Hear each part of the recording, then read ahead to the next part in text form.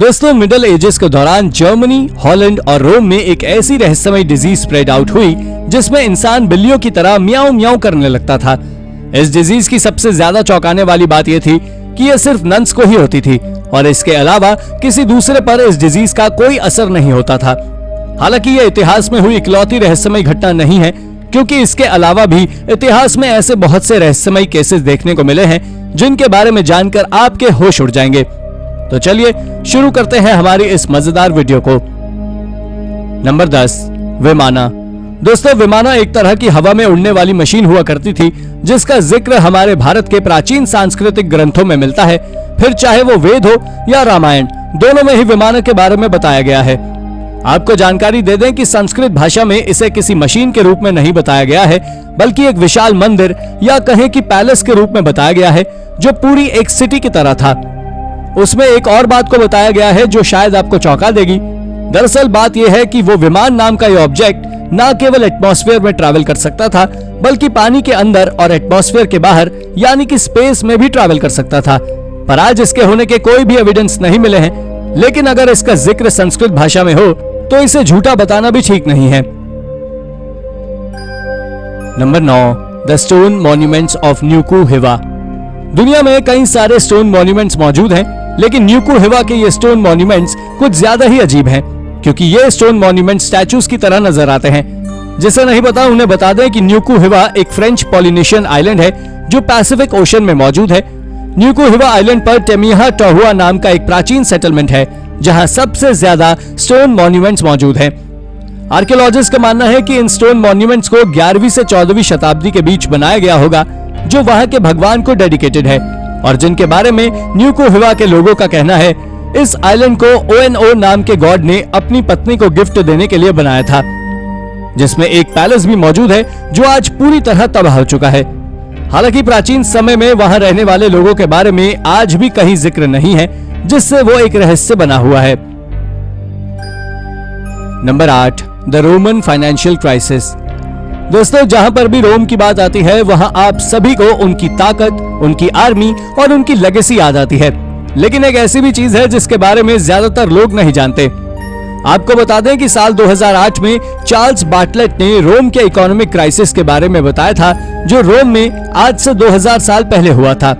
दरअसल उस समय की गवर्नमेंट ने एक नियम बनाया था कि हर आदमी को जमीन खरीदने में अपना पैसा इन्वेस्ट करना होगा, और धीरे धीरे लोगों ने और राजा ने वहां आसपास की बहुत सारी जमीन खरीद ली। इस तरह से एग्रीकल्चर को तो फायदा हुआ, लेकिन कुछ सालों में जमीन के प्राइस इतने ज्यादा कम हो गए कि शायद ही उन्होंने इसके बारे में कभी सोचा होगा, और इसी कारण से रोम फाइनेंशियली वीक हो गया। पर यह बात कितनी सच है, इस बारे में शायद ही कोई जानता हो।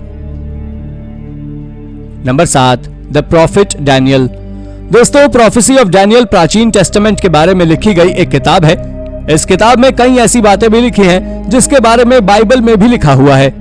दरअसल इस किताब को केवल इसीलिए बनाया गया है कि ये आर्कियोलॉजिस्ट और रिलीजियस बिलीवर के बीच के अंतर को लोगों को दिखा सके। इसके कई सारे उदाहरण आज सबके सामने हैं, जैसे किंग डेविड को केवल एक फ्रिक्शनल कैरेक्टर माना जाता था, लेकिन साल 1993 में यरूशलेम से मिले कई सारे आर्टिफैक्ट्स ने इस बात को साबित कर दिया कि किंग डेविड रियल लाइफ में एग्जिस्ट करते थे। इसके साथ ही थियोलॉजियंस इस बात को भी नहीं मानते थे कि बेल्शाजार सच में एग्जिस्ट करता था, क्योंकि उनके हिसाब से यह केवल एक फिक्शनल कैरेक्टर था।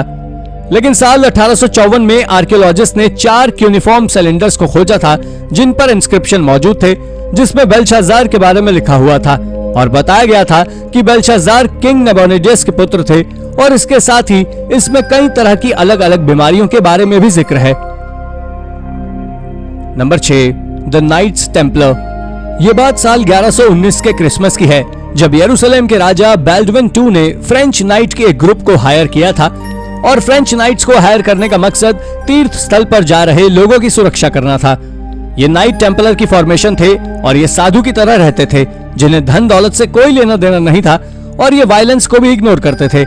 लेकिन जब बात पवित्र स्थान पर जा रहे लोगों के ऊपर आती थी तो ये वायलेंस को भी अपनाते थे।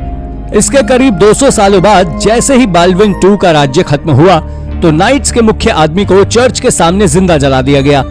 हालांकि दूसरी थ्योरी ये कहती है कि ये इनको मारने में फ्री मैजन्स यानी कि राजमिस्त्रियों का हाथ था, लेकिन सच्चाई से आज भी कोई वाकिफ नहीं है। Number 5, the hill of torture. ये न्यूयॉर्क शहर में एरोजविल में एक हिल है जिसके बारे में शायद बहुत कम अमेरिकन जानते हैं। इसके ऊपर एक श्राइन यानी कि मंदिर भी मौजूद है जो 17वीं सेंचुरी में वहां मारे गए 3 लोगों को डेडिकेटेड है। आपको बता दें कि वो 3 लोग एक ही ग्रुप के मेंबर थे जो 1640 में वहां क्राइस्ट धर्म को बढ़ाने के उद्देश्य से आए थे और ये उनका एक मिशन था और इसी के चलते इन्होंने वहां जमीन पर कब्जा किया, कई तरह के वायरस ट्रांसमिट किए और वहां रहने वाले पुराने लोगों के धर्म का मजाक भी उड़ाया।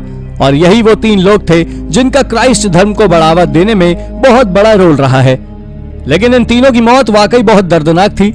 इसमें से पहले इंसान फादर इज़ाक जोक्स थे जिनकी मौत सिर पर भारी हथौड़े से मारकर की गई थी। दूसरे इंसान थे रेन गॉपल और तीसरे थे जॉन लालंडे जिनके हाथों से नाखून और मुंह से दांत निकालने जैसे टॉर्चर के कारण मौत हुई थी। और इसी कारण से उस पहाड़ी पर 17वीं सेंचुरी में क्रिश्चियन धर्म के लोगों ने इनके लिए एक मंदिर बनवाया था। नंबर 4, द सनाया लेड प्लेट्स। दोस्तों, सनाया प्लेट्स 18वीं सेंचुरी की शुरुआत से लेकर आज तक एक रहस्य बनी हुई है। दरअसल बात कुछ ऐसी है कि इसे रोमानिया के बुकारेस्ट म्यूजियम ऑफ एंटिक्विटीज से 1800s में खोजा गया था और इसके बारे में ऐसा मानना है कि लेड प्लेट्स को गोल्ड की प्लेट से इंस्पायर होकर बनाया गया था। आपको जानकर आश्चर्य होगा कि जब इन प्लेट्स को खोजा गया था तो इनकी कुल संख्या 200 के आसपास थी, लेकिन आज ये केवल 35 ही बची हुई हैं, जिनके ऊपर कई तरह के इंस्क्रिप्शन लिखे हुए हैं जिसमें ग्रीक लैंग्वेज के अल्फाबेट्स का भी उपयोग किया गया है। इसके साथ ही उसी इंस्क्रिप्शन के नीचे कई अजीब कैरेक्टर्स भी बने हुए हैं। पर अब अगर इसके रहस्य की बात करें तो इसमें कुल 2 रहस्य हैं। पहला तो इसके ऊपर लिखा गया इंस्क्रिप्शन जिसे आज तक कोई सुलझा नहीं पाया है, और वहीं दूसरा ये कि क्या ये सच में गोल्ड प्लेट से इंस्पायर्ड होकर बनाई गई थी, और अगर ऐसा है तो गोल्ड प्लेट्स की खोज से हम टूटी हुई सनाया प्लेट्स की मिस्ट्री को भी सुलझा सकेंगे। Number 3, the treasure of the Langnetis. Langnetis का ट्रेजर भी एक बहुत विचित्र आर्टिफैक्ट्स का खजाना है, लेकिन इसका रहस्य केवल इतना है कि क्या यह खजाना सच में एग्जिस्ट करता है या नहीं। आपकी जानकारी के लिए बता दूं कि इस खजाने में सोने चांदी के साथ साथ इलेक्ट्रम का भी भंडार है। इसके बारे में ऐसा माना जाता है कि इस खजाने को इक्वाडोर में गहरे और घने लैंगनेटिस माउंटेन रेंज में छिपाया गया है। दोस्तों, ये बात शुरू होती है 1532 में जब सैन मिगुएल डी पुआरा टाउन पर राज करने वाले किंग फ्रांसिस्को पिज़ारो इनका एम्पायर के ऊपर अपनी जीत हासिल कर लेते हैं और इनका के राजा यानी कि किंग एटाहुआल्पा को कैद कर लेते हैं। लेकिन किंग एटाहुआल्पा उनके सामने एक शर्त रखते हैं कि अगर वो उन्हें छोड़ देंगे तो वो उन्हें अपना शाही खजाना देंगे, जिसके लिए फ्रांसिस्को मान जाते हैं। लेकिन जब इनका किंग के सेनापति रूमी नाहुई खजाना लेकर आ रहे होते हैं, उसी बीच किंग फ्रांसिस्को किंग एटाहुआल्पा को मार देते हैं और जैसे ही ये बात रूमी नाहुई को पता लगती है वैसे ही वो सारा खजाना छिपा देते हैं। खैर, आज तक किसी को नहीं पता कि उन्होंने वो खजाना घने पहाड़ों में छिपाया था या गहरे पानी में। Number 2, the meowing nuns. Meowing nuns एक तरह की कोई रहस्यमय डिजीज थी जो केवल नन्स को ही होती थी, जिसे मिडिल एजेस के दौरान सबसे खतरनाक और सबसे तेज फैलने वाली डिजीजेस में से माना जाता था, क्योंकि इसके चलते नन्स एक बिल्ली की मियाओ मियाओ की आवाजें निकालने लगती थी। दोस्तों, प्राचीन समय के दौरान इस बीमारी का कोई खास ट्रीटमेंट नहीं होता था, जिस कारण से सोल्जर्स के द्वारा नन्स को मारपीट कर शांत कराया जाता था। ये अजीब सी चीज न केवल एक बार बल्कि कई बार नन्स को अफेक्ट कर चुकी है और मिडिल एजेस के बाद 15वीं सेंचुरी में जर्मनी में बिल्कुल ऐसा ही कुछ हुआ, जहां नन्स एक दूसरे को बिल्लियों की तरह काटने लगी और जैसे जैसे ये न्यूज फैलती गई वैसे वैसे इस तरह के केसेस की संख्या भी बढ़ने लगी और देखते ही देखते ये एक बाइटिंग एपिडेमिक में बदल गया और इस एपिडेमिक ने हॉलैंड और रोम जैसी जगहों को भी अफेक्ट किया था।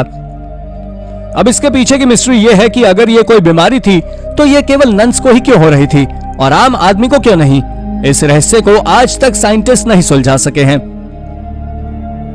Number 1, the church of the holy sepulchre. यरूशलेम भी इतिहास की सबसे महत्वपूर्ण जगहों में से एक है, जहां एक ऐसा चर्च मौजूद है जिसकी दीवारों पर छोटे छोटे कई सारे क्रॉस साइन को प्राचीन समय में कार्व किया गया था। इसी के चलते इसे दुनिया की सबसे पवित्र चर्च माना जाता है और उस चर्च का नाम है द चर्च ऑफ होली सेपल्चर। दोस्तों, ये चर्च ठीक उसी स्थान पर बना है जहां जीसस को रोमन एम्पायर के दौरान सजा दी गई थी। इसे 4th सेंचुरी में बनाया गया था। आपको जान लेना चाहिए कि इस चर्च पर जितने भी क्रॉस मौजूद हैं वो एक स्टोन मेजोन के द्वारा बनाए गए थे, क्योंकि इन क्रॉसेस की लेंथ बिल्कुल एक समान है। लेकिन आखिर इन क्रॉस को वहां क्यों कार्व किया गया, ये बात आज तक एक मिस्ट्री है। तो दोस्तों, ये थी हमारी एक और इंटरेस्टिंग वीडियो। अगर आपको ये वीडियो पसंद आई हो तो इसे लाइक करें और हाँ, जाते जाते चैनल को सब्सक्राइब भी जरूर कर दीजिएगा। Thank you for watching.